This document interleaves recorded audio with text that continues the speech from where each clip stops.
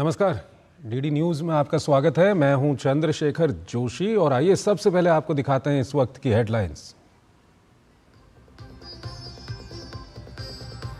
महाराष्ट्र में चुनावी सरगर्मियां तेज। भाजपा ने 22 उम्मीदवारों की जारी की दूसरी लिस्ट। कांग्रेस और शिवसेना उद्धव की भी दूसरी सूची जारी।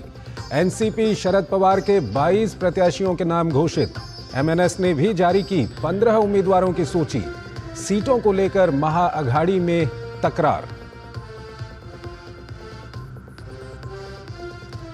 भाजपा का वायनाड से कांग्रेस उम्मीदवार प्रियंका गांधी पर गंभीर आरोप। कहा, चुनावी हलफनामे में अपनी और पति रॉबर्ट वाड्रा की संपत्ति का नहीं किया पूरा खुलासा। कहा, गांधी परिवार कानून से ऊपर नहीं।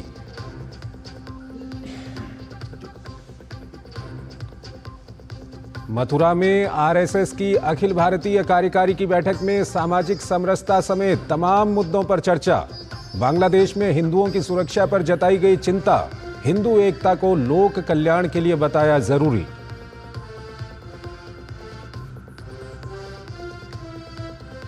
इजराइल ने जवाबी कार्रवाई में ईरान पर किया हमला। सैन्य ठिकानों को बनाया निशाना। 2 सैनिकों की मौत। ईरान ने की कड़ी निंदा। इजराइल ने कहा, ईरान फिर न दोहराए गलती।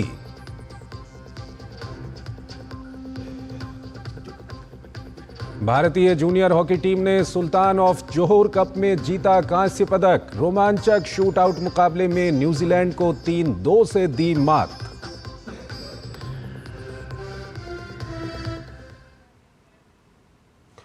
और आइए अब खबरों को विस्तार से देखते हैं। महाराष्ट्र में महाविकास अघाड़ी के भीतर सीटों के बंटवारे को लेकर मचा घमासान अभी भी नहीं थमा है।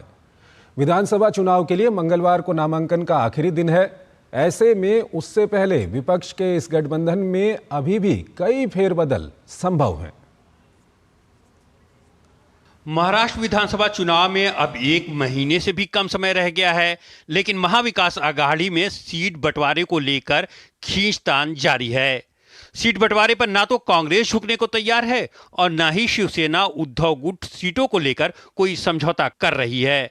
संजय राउत ने कांग्रेस को नसीहत देते हुए कहा कि हरियाणा में कांग्रेस सभी सीटों पर चुनाव लड़ी लेकिन सरकार नहीं बना सकी, इसलिए उन्हें सबको साथ लेकर चलना होगा। महाराष्ट्र में 3 पार्टियां प्रमुख है और मजबूत है, कांग्रेस, पवार साहब की एनसीपी और उद्धव जी के नेतृत्व वाली शिवसेना। मुझे लगता है तीनों को लगभग समान सीटों का बंटवारा हुआ है और ठीक है। और राहुल गांधी जी बहुत ही संयमी नेता है, उनको महाराष्ट्र की राजनीति के बारे में पूरी जानकारी है, कौन कितने पानी में है ये भी मालूम है। हरियाणा में तो पूरी सीटें कांग्रेस ने लड़ी थी, हरियाणा में पूरी सीटें कांग्रेस ने लड़ी थी ना, सरकार नहीं आ पाई, तो सबको साथ लेकर चलना चाहिए। वहीं समाजवादी पार्टी की महाराष्ट्र इकाई के प्रमुख अबू आजमी ने पहले ही 5 सीटों पर अपने उम्मीदवार उतार दिए हैं और गठबंधन से 7 और सीटों की मांग की है। महाविकास अघाड़ी में खींचतान का आलम यह है कि धुले शहर सीट से सपा ने भी अपने उम्मीदवार की घोषणा कर दी है, जहां शिवसेना उद्धव गुट पहले ही मैदान में है। सपा सहमति नहीं बनने पर 20 से 25 सीटों पर अपने उम्मीदवार उतारने की धमकी भी दे रही है।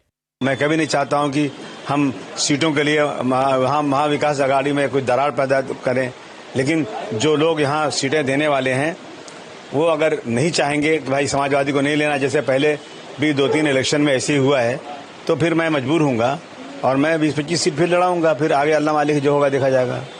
वहीं कांग्रेस नेता बाला साहब थोराट शुक्रवार को राहुल गांधी की नाराजगी के बाद अब गठबंधन में मची खींचतान को आपसी सहमति से सुलझाने की बात कर रहे हैं। ये बिल्कुल गलत खबरें है, कोई नाराजगी नहीं है।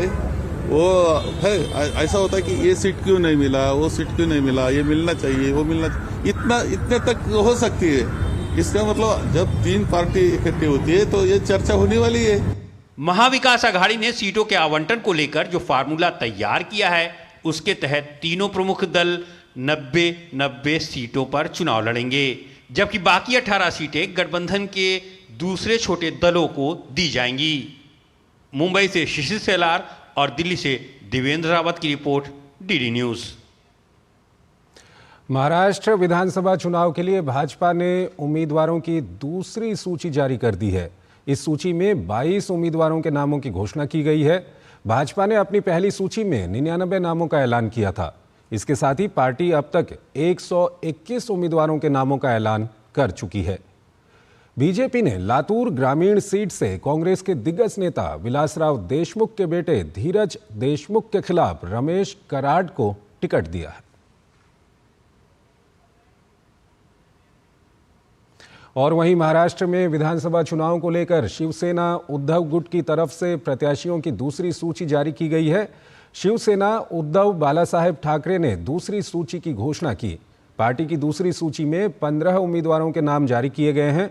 धुले शहर से अनिल गोटे, चोपड़ा एससी से राजू तड़वी, जलगांव शहर से जयश्री सुनील महाजन और कई लोगों के नाम शामिल हैं। वहीं महाराष्ट्र में विधानसभा चुनाव के लिए कांग्रेस ने 23 उम्मीदवारों की दूसरी सूची जारी की है। कुल मिलाकर कांग्रेस ने अब तक 71 प्रत्याशियों के नामों का ऐलान कर दिया है। कांग्रेस ने वर्धा से शेखर प्रमोद शेंडे, कामठी सीट से सुरेश भोयर और आर्णी सीट से जितेंद्र शिवाजीराव मोघे को उम्मीदवार बनाया है।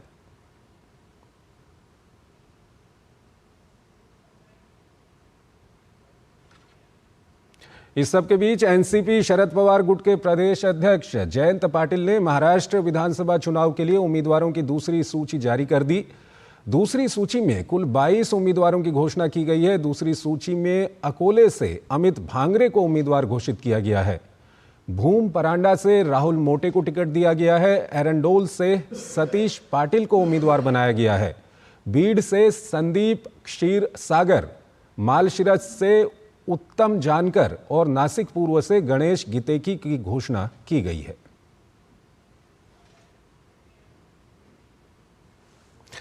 अगली खबर की ओर आपको लिए चलते हैं। 10 करोड़ से ज्यादा सदस्यता के साथ बीजेपी दुनिया की सबसे बड़ी राजनीतिक पार्टी बन गई है। उत्तर प्रदेश में भी बीजेपी ने 2.25 करोड़ सदस्य बनाए हैं। उत्तर प्रदेश में बीजेपी के सबसे ज्यादा सदस्य अवध क्षेत्र में बने हैं, जिसको लेकर अवध क्षेत्र के सदस्यता अभियान के सह संयोजक नीरज सिंह ने डीडी न्यूज से खास बातचीत करते हुए बताया कि प्रधानमंत्री नरेंद्र मोदी के नेतृत्व में लोगों को भरोसा है और जिस तरह से धरातल पर जन कल्याणकारी योजनाएं चल रही हैं, उसी का यह असर है कि विकसित भारत के संकल्प के साथ लोग जुड़ रहे हैं। सबसे बड़ी बात है कि उत्तर प्रदेश से लगभग 2.25 करोड़ लोग बीजेपी के सदस्य बने हैं और उसमें भी अवध क्षेत्र से सबसे ज्यादा। हमारे साथ अवध क्षेत्र के सदस्यता प्रमुख नीरज सिंह मौजूद है। नीरज जी, कितनी बड़ी चुनौती थी, क्योंकि लोकसभा चुनाव के बाद विपक्ष एक तरफ कह रहा था कि अब बीजेपी से लोगों का मुंह भंग हो रहा है। भारतीय जनता पार्टी 10 करोड़ सदस्यों के साथ विश्व की सबसे बड़ी पार्टी बनी है और इस विश्व की सबसे बड़ी पार्टी के विश्व के सबसे चहेते लोकप्रिय नेता नरेंद्र मोदी जी के प्रति लोगों ने विश्वास व्यक्त किया है। मुझे प्रसन्नता है कि आज हमारे एक भारत और श्रेष्ठ भारत के संकल्प में लोग हर तरफ से, हर राज्य से जुड़ रहे हैं और उसमें भी उत्तर प्रदेश में 2.25 करोड़ से ज़्यादा हमारे पार्टी के साथ लोगों ने सदस्यता ली है। मैं प्रधानमंत्री जी के नेतृत्व को, हमारे मुख्यमंत्री योगी आदित्यनाथ जी के नेतृत्व को और हमारे भूपेंद्र चौधरी जी, हमारे प्रदेश अध्यक्ष, उनके नेतृत्व में ये जो सदस्यता अभियान चला है, ये कीर्तिमान स्थापित कर रहा है। क्या टारगेट है यूपी को लेकर अगर बात की जाए? सदैव ये माना कि भारतीय जनता पार्टी की जो कार्यक्रम है, योजनाओं हैं, वो जन जन तक पहुंच रही है और हमारे प्रधानमंत्री भी सदैव कहते हैं कि जब भारत को श्रेष्ठ भारत बनना है तो 140 करोड़ भारतीयों को एक दिशा में एक लक्ष्य निर्धारित करके एक साथ चलना होगा और सदस्यता भी हमारे कहीं ना कहीं उसका उद्देश्य भी यही है। उत्तर प्रदेश में भी हम अपने लक्ष्य को जो निर्धारित किया हुआ था उसको प्राप्त कर रहे हैं और इस ऑनलाइन सदस्यता के माध्यम से मुझे लगता है कि पूरे विश्व के अंदर ये संदेश जाएगा कि जो पार्टी अपने विचार में इस देश की संस्कृति, राष्ट्रीयता के विचार को लेकर चलती है, उससे शहर से जनता स्वीकार करती है। आज 10 करोड़ से ज़्यादा कार्यकर्ताओं वाली, 240 से ज़्यादा सांसद वाली और 1500 से ज़्यादा विधायक वाली भारतीय जनता पार्टी बन जाती है। तो जाहिर सी बात है, जो इतिहास में संघर्ष करता है, भविष्य उसका सुनहरा होता है और ऐसा ही सुनहरा भविष्य बीजेपी लिख रही है, कहना है बीजेपी नेता नीरज सिंह का। कैमरा पर्सन राजेश के साथ निशांत राय, डीडी न्यूज, दिल्ली। अगली खबर की ओर चलते हैं। पुणे में उद्यमियों के साथ बातचीत करते हुए विदेश मंत्री डॉक्टर एस जयशंकर ने कहा कि दुनिया भारत आ रही है क्योंकि भारत में विकास के तमाम अवसर हैं। उन्होंने कहा कि हमें अपने राष्ट्रीय हितों को आगे रखने में संकोच नहीं करना चाहिए। World is coming to India, there is opportunity in India. हमें अपना हित आगे भी ले जाना चाहिए, इसमें कोई हिचकिचाहट नहीं होनी चाहिए, कोई बुरी बात नहीं। आज अगर दुनिया में हमारी छवि बनी है, ये it is not one single thing. Today it's a very different perception of it, with a different prime minister, with a different government, with a feeling this India is capable of doing things। वो अपना भी करेंगे, दुनिया का भी करेंगे। जब हम वसुधैव कुटुंबकम की बात करते हैं, people believe us। भारत की क्षमताओं पर बोलते हुए एस जयशंकर ने कहा कि कितने देशों में यूक्रेन और रूस जाकर राष्ट्रपति वोलोदिमीर ज़ेलेंस्की और राष्ट्रपति व्लादिमीर पुतिन से बात करने की क्षमता है। उन्होंने कहा कि यूक्रेन के मुद्दे पर भारत ने खड़े होकर बात की और जब हम बोले तो कई दूसरे देश हमारे पास आए और कहा कि हम बोलना तो चाहते थे लेकिन बोल नहीं पाए। दिस वॉर इन यूक्रेन अब 3 साल होने वाले। How many countries today have the ability कि वो मॉस्को भी जा सकें, प्रेसिडेंट पुतिन से भी बात कर सकें और यूक्रेन भी जा सकें और प्रेसिडेंट ज़ेलेंस्की के साथ भी बैठ सकें। बहुत कम लोग हैं और दुनिया की अपेक्षा है कि चलिए कम से कम एक भारत तो है which has this ability. After 3 years people feel किसी न किसी को कुछ तो करना होगा, ये युद्ध कितने साल के लिए चलेगा। तो दैट फीलिंग इज ग्रोइंग। जब यूक्रेन का विषय उठा, कम से कम Bharat at least we stood up and we spoke, and when we spoke many other countries came to us and said हम कहना तो चाहते थे, कह नहीं पाए, but at least you spoke। अगली खबर की ओर चलते हैं। पंजाब सरकार के खिलाफ भड़के किसान शनिवार को सड़कों पर उतर आए। पंजाब के विभिन्न इलाकों सहित बदरुखा और फगवाड़ा में किसानों ने पंजाब सरकार के खिलाफ प्रदर्शन किया। पंजाब में किसानों ने धान खरीद सहित विभिन्न मांगों को लेकर राज्य सरकार के खिलाफ 1 दिवसीय विरोध प्रदर्शन की घोषणा की। संयुक्त किसान मोर्चा के आह्वान पर किसानों ने बड़ी संख्या में एकत्र होकर मंडियों के नज़दीक प्रमुख मार्गों को जाम करके धरना प्रदर्शन किया। इससे पहले शुक्रवार को भी प्रदेश भर में किसानों ने राज्य के कई हाईवे जाम कर दिए थे। केंद्रीय मंत्री रवनीत सिंह बिट्टू ने विरोध प्रदर्शन के लिए आम आदमी पार्टी की सरकार को जिम्मेदार बताया। केंद्रीय मंत्री ने कहा कि धान खरीद की समस्या पंजाब की आम आदमी पार्टी की सरकार ने जानबूझकर पैदा की है, क्योंकि पंजाब में दिल्ली के पूर्व सीएम केजरीवाल और राघव चड्ढा का कंट्रोल है। बिट्टू ने कहा कि अरविंद केजरीवाल और राघव चड्ढा दोनों पंजाब के दुश्मन हैं, इसलिए प्रदेश में धान की खरीद नहीं की जा रही है। ये सारी समस्या आम आदमी पार्टी ने जानबूझ के सरकार ने क्रिएट की हुई है। ये कोई समस्या ना तो किसानों की तरफ से है, ना केंद्र सरकार की तरफ से है, ना किसी आड़तीय की तरफ से है, ना कोई शेलर मालिक। ये सिर्फ क्रिएट की गई हुई है जानबूझ के, एक माहौल बनाने के लिए, किसानों को तंग करने के लिए, मजदूरों को तंग करने के लिए। पंजाब सरकार क्यों नहीं खरीद कर रही? कोई व्यवस्था नहीं बना सकती? इनके पास वो 4000 जहां वो शेलर की बिल्डिंग ही है, बस बाकी कुछ नहीं है इनके पास। ये बिल्कुल फेल है, इनके पास कोई ताकत नहीं है कुछ कहीं रखने की और कुछ करने की। पंजाब सरकार चीफ मिनिस्टर से इस्तीफा दे के परे हों तो हम ये आप 1-2 दिन में ये हम समस्या जो सारी हल हो जाएगी। अगली खबर की ओर चलते हैं। उत्तर प्रदेश के मथुरा में राष्ट्रीय स्वयंसेवक संघ की 2 दिवसीय वार्षिक बैठक के दौरान आरएसएस के सर कार्यवाह दत्तात्रेय होसबोले ने कहा कि बीते वर्षों में संघ की शाखाएं बढ़ी हैं। इस दौरान उन्होंने देश के भीतर आरएसएस की ओर से किए गए कामों को भी गिनाया। राष्ट्रीय स्वयंसेवक संघ की अखिल भारतीय कार्यकारी मंडल की 2 दिवसीय बैठक का मथुरा में समापन हो गया। बैठक में पंच परिवर्तन के विषयों पर समाज में जागरूकता लाने पर चर्चा की गई। आरएसएस के सर कारवा दत्तात्रेय होसबोले ने कहा कि संघ ने शताब्दी वर्ष में प्रवेश किया है। अगले वर्ष विजयदशमी के बाद शताब्दी वर्ष मनाने पर भी बैठक में चर्चा हुई। होसबोले ने कहा कि बीते वर्षों में संघ की शाखाएं बढ़ी हैं, संघ के कार्य विस्तार की कार्य योजनाओं पर भी चर्चा की गई। पूरे देश में संघ की शाखा पिछले वर्ष से 3,626 स्थानों पर हमारी शाखाएं बढ़ गई हैं। संघ की अखिल भारतीय कार्यकारी मंडल बैठक में चर्चा के जो मुख्य बिंदु थे उनमें पंच परिवर्तन, जिनमें परिवार प्रबोधन, पर्यावरण संरक्षण, नागरिक कर्तव्य, सामाजिक सद्भाव और समाज में जागरूकता शामिल हैं। आरएसएस अगले वर्ष शताब्दी वर्ष मनाएगा। आरएसएस शाखाओं और गतिविधियों का विस्तार करेगा। संघ ने ओटीटी प्लेटफॉर्म का विनियमन और उसके नकारात्मक प्रभाव के बारे में जागरूकता लाने पर जोर दिया। संघ ने बांग्लादेश से हिंदुओं के पलायन और उनकी सुरक्षा सुनिश्चित करने पर भी चिंता जाहिर की। बांग्लादेश के संदर्भ में भारत की सरकार ने तुरंत वहां के हिंदू समेत सभी अल्पसंख्यकों की रक्षा के बारे में कहा ही है। संघ ने भी, हमने उस समय भी वक्तव्य दिया था, वहां के हिंदू समाज वहीं रहेगा, उनको पलायन नहीं करना चाहिए, डटे रहने चाहिए, क्योंकि वो बांग्लाभाषी जो है उनके भूमि है।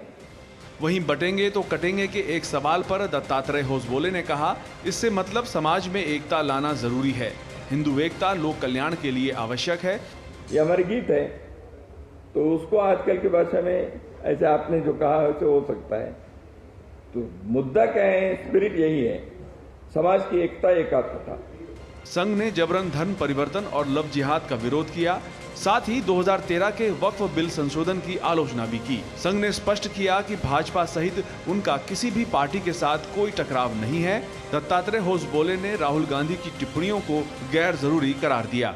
मुस्लिमों के अंदर कई समुदाय वक्फ के ज्यादती से, वक्फ के शोषण से, वक्फ के अन्याय से वो त्रस्त है, तो इसलिए उसके जो अमेंडमेंट के विचार आया है, ठीक है, जब जेपीसी सोचकर जो बनाएंगे, अभी जेपीसी के सामने है, देश के जो भावना और आवाज है उसके अनुरूप इसमें आवश्यक संशोधन करना है। राष्ट्रीय स्वयंसेवक संघ की अखिल भारतीय कार्यकारी मंडल की बैठक में प्रसिद्ध उद्योगपति रतन टाटा समेत अन्य प्रमुख दिवंगत हस्तियों को श्रद्धांजलि अर्पित की गई।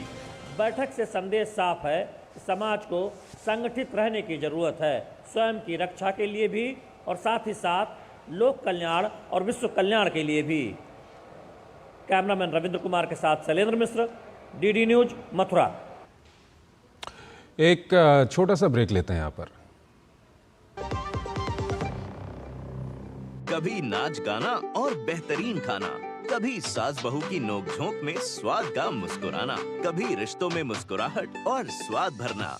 असली मसालों का उपहार MDH बनाए खास हर त्योहार, क्योंकि हर रिश्ता है स्वाद से जुड़ा। आइए मनाए खुशियों की दीपावली MDH मसालों वाली। बेटियां घर की रौनक हैं, बेटियां घर संवारती हैं, बेटियां पीढ़ियां सजाती हैं, बेटियां घर की बुनियाद कहलाती हैं। बेटियों को सलाम करता है मोंगिया स्टील, स्टील का बादशाह। सोने की चमक और बढ़ जाती है जब वो खरा हो। अब आप कहेंगे कि ये सोना खरा है, ये मैं कैसे जानती हूँ? मैं क्या जौहरी हूँ? जी नहीं, लेकिन BIS ने इसे बहुत आसान बना दिया है। गोल्ड ज्वेलरी पर 6 अंकों वाले HUID कोड के साथ हॉल मार्किंग मैंडेटरी कर दी है। हॉल मार्क देखकर ही गोल्ड ज्वेलरी खरीदे। और हाँ, हॉलमार्क ज्वेलरी की ऑथेंटिसिटी चेक करने के लिए BIS आपके लिए लाया है BIS केयर ऐप। इसे अपने फोन में डाउनलोड कर लीजिए। जब भी गोल्ड ज्वेलरी खरीदें, BIS केयर ऐप से हॉलमार्क्ड गोल्ड ज्वेलरी की ऑथेंटिसिटी चेक करें। BIS है विश्वास का प्रतीक। BIS inspiring quality. 3 महीने में पैसे डबल, वाह, फास्ट और हाई रिटर्न्स भी। क्या स्कीम है? कल तो नहीं थी यहाँ, और कल होगा भी नहीं। तूने कभी 5 ओवर में डबल सेंचुरी मारी है? ऐसे स्कीम के बहकावे में आके हम धोखा खा सकते हैं। और RBI कहता है अपना पैसा सुरक्षित रखो और समझदारी से निवेश करो। अगर ज्यादा रिटर्न के पीछे भागोगे तो रिस्क भी उतना ही उठाओगे। और फास्ट रिटर्न से बच के, और फास्ट बॉलिंग से भी। आरबीआई कहता है जानकार बनिए, सतर्क रहिए। एक ऐसा तबका जो रिटायरमेंट के बारे में आज भी बिल्कुल नहीं सोचता, वो है औरतें। औरतें कमा के भी वल्नरेबल हैं। सो एनपीएस एक इक्वालिटी ला रहा है, हम सब एक बराबर प्लेटफॉर्म पे हैं। अपने बेहतर कल को सुनिश्चित करने के लिए एनपीएस जरूरी है। बात जब पीढ़ियों के लिए बनने वाले घर की हो तो जिम्मेदारी बड़ी हो जाती है। गैलेंट समझता है ये जिम्मेदारी। अब डबल एम रिब्स के साथ गैलेंट एडवांस टीएमटी रीबार, निर्माण का रियल हीरो। गोल्डी मसाले के 100 ग्राम के स्पेशल पैक्स में फ्रेशनेस लॉक है। ऐसे गोल्डी मसाले जहां जाएं रिश्ते बनाएं। स्वागत है आपका ब्रेक के बाद। हर साल की तरह इस बार भी आकाशवाणी भवन में सरदार पटेल मेमोरियल लेक्चर हुआ। इस बार के व्याख्यान के लिए महामहिम राष्ट्रपति ने भी अपनी शुभकामनाएं दी और सरदार पटेल को याद किया। गौरतलब है कि इस बार का विषय था Indian space odyssey in search of new frontier, जिस पर बोलते हुए प्रसिद्ध वैज्ञानिक एस सोमनाथ ने लोगों को भारतीय अंतरिक्ष के बढ़ते कदमों के बारे में बताया। इस अवसर पर बोलते हुए प्रसार भारती के चेयरमैन नवनीत सहगल ने सरदार पटेल को याद करते हुए देश के लिए उनके योगदान का जिक्र किया। इस अवसर पर प्रसार भारती के सीईओ गौरव द्विवेदी, दूरदर्शन महानिदेशक कंचन प्रसाद और आकाशवाणी की महानिदेशक प्रज्ञा पालीवाल गौड़ भी मौजूद थीं। हर साल की तरह इस बार भी आकाशवाणी में सरदार पटेल मेमोरियल लेक्चर का आयोजन हुआ। कार्यक्रम को शुभकामनाएं देने के लिए राष्ट्रपति द्रौपदी मुर्मू ने संदेश दिया और सरदार पटेल के देश को दिए योगदान को याद किया।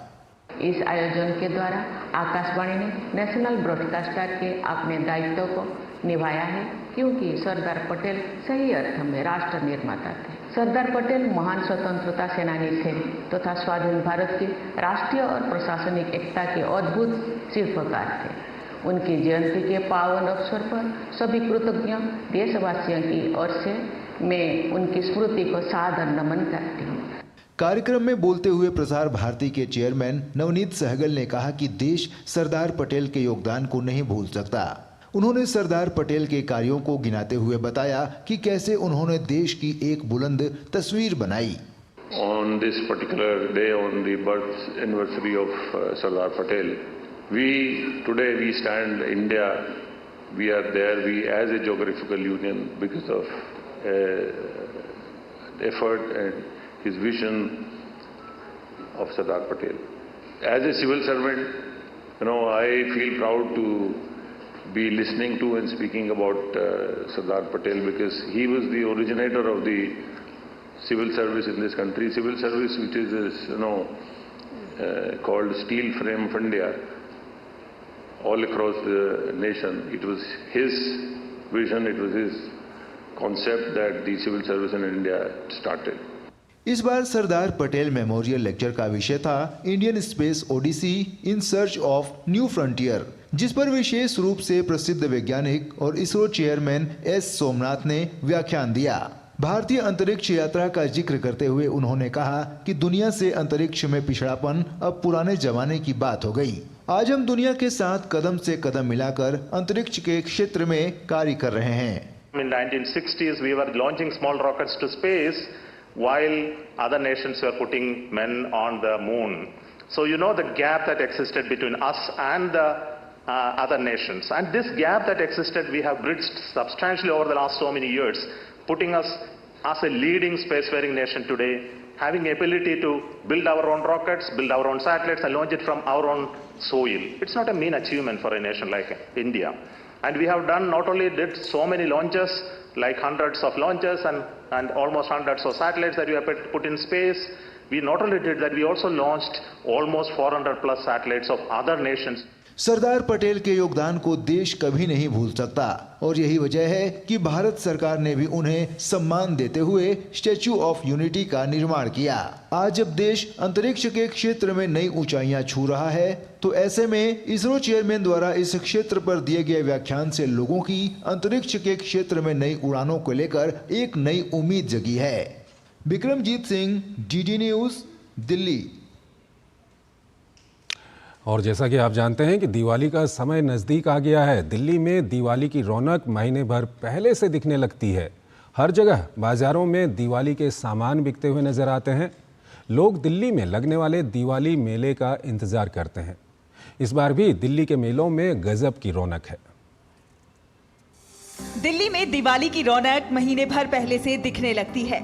हर जगह बाजारों में दिवाली के सामान बिकते हुए नजर आते हैं। लोग दिल्ली में लगने वाले दिवाली मेले का बेसब्री से इंतजार करते हैं। इस बार भी दिल्ली के मेलों में गजब की रौनक देखने को मिल रही है। दिवाली का मौका है तो सज गए हैं दिल्ली के बाजार। लोग जमकर कर रहे हैं खरीदारी और हम यहाँ मौजूद हैं दिल्ली के एक दिवाली बाजार में। कपड़ों से लेकर ज्वेलरी तक आप इन मेले में खाने के जायके का भी आनंद उठा सकते हैं। किफायती और खूबसूरत सामानों से सजे ये मेले लोगों को आकर्षित कर रहे हैं।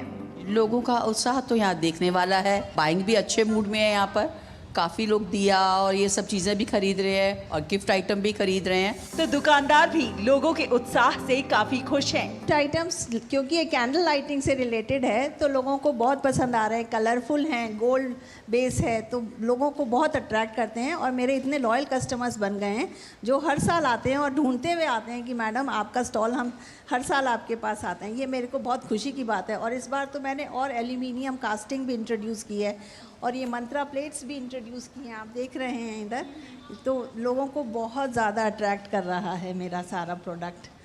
दिवाली पर उपहार देना एक परंपरा है। दिवाली बाजार में एक से बढ़कर एक गिफ्ट आइटम्स मौजूद हैं जो किफायती भी हैं और शानदार भी। Hi guys, happy Diwali. So basically आपको सबको पता ही है कि फेस्टिव का मौका है तो हम सब ने इतनी अच्छी अच्छी देखो ड्रेसेस पहनी हुई हैं। Even we have like more collection. Diwali की खरीदारी को लेकर बाजारों में गजब की रौनक है। यहाँ से आप घर को सजाने के लिए लाइट, लैंप, कारपेट, बेडशीट और अपने कपड़ों से लेकर ज्वेलरी तक की शॉपिंग कर सकते हैं। दिल्ली से शहला निगार की रिपोर्ट, डीडी न्यूज। खबरों की दुनिया से जुड़े रहने के लिए अब डीडी न्यूज की खबरें और updates YouTube, Facebook, Twitter, Instagram और हमारी वेबसाइट्स पर भी उपलब्ध हैं और आप इन्हें फॉलो और सब्सक्राइब कर सकते हैं। तो इस बुलेटिन में फिलहाल इतना ही। आप बने रहिए डीडी न्यूज के साथ। नमस्कार।